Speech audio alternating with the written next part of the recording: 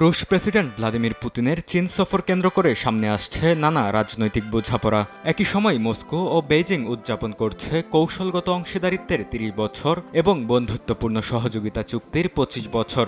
বর্তমানে দুই শক্তিধর দেশ নিজেদের সম্পর্ককে নো লিমিটস পার্টনারশিপ হিসেবে বর্ণনা করছে।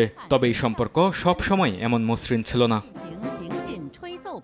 ১৯৪০ ও ৫০-এর দশকে সোভিয়েত ইউনিয়ন ও কমিউনিস্ট চীনের সম্পর্ক শুরু হয়েছিল আদর্শিক ভ্রাতৃত্বের ভিত্তিতে।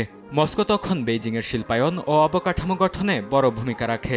তবে স্ট্যালিন পরবর্তী যুগে নিকিতা ক্রুশচেভ পশ্চিমাদের সঙ্গে বন্ধুত্বের নীতি গ্রহণ করলে চীনের সঙ্গে বাড়তে থাকে মতবিরোধ। পরে দুই দেশের সম্পর্ক এতটাই তলানিতে পৌঁছায় যে ১৯৬৯ সালে উসুরি নদীর সীমান্ত দ্বীপ নিয়ে দুই পারমাণবিক শক্তি সরাসরি সংঘর্ষে জড়িয়ে পড়ে। ১৯৮০-র দশকে মিখাইল গর্বাচেভ ও দ্যাং শিয়াওপিং ক্ষমতায় আসার পর সম্পর্ক স্বাভাবিক হতে শুরু করে। সোভিয়েত ইউনিয়ন ভেঙে যাওয়ার পরও সেই ধারা অব্যাহত থাকে। চীনের প্রয়োজন ছিল রুশ অস্ত্র ও জ্বালানি, আর রাশিয়ার প্রয়োজন ছিল অর্থ।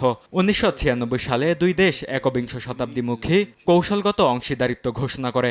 পরে বহুমেরু বিশ্ব ব্যবস্থা ধারণা তুলে ধরে যুক্তরাষ্ট্রের একক আধিপত্যের বিরুদ্ধেও অবস্থান নেয়।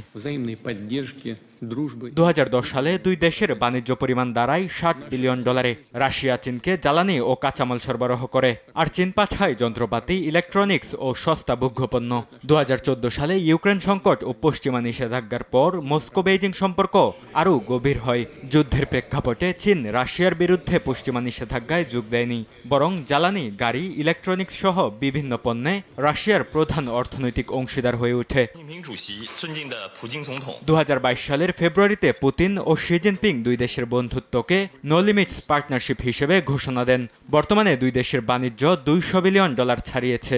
অধিকাংশ লেনদেন হচ্ছে নিজস্ব মুদ্রায়। বিশ্লেষকদের মতে পশ্চিমা চাপ ও বৈশ্বিক ভূরাজনৈতিক প্রতিদ্বন্দ্বিতা রাশিয়া চীন সম্পর্ককে এখন শুধু অর্থনৈতিক নয়, বরং দীর্ঘমেয়াদী কৌশলগত জোটে পরিণত করেছে।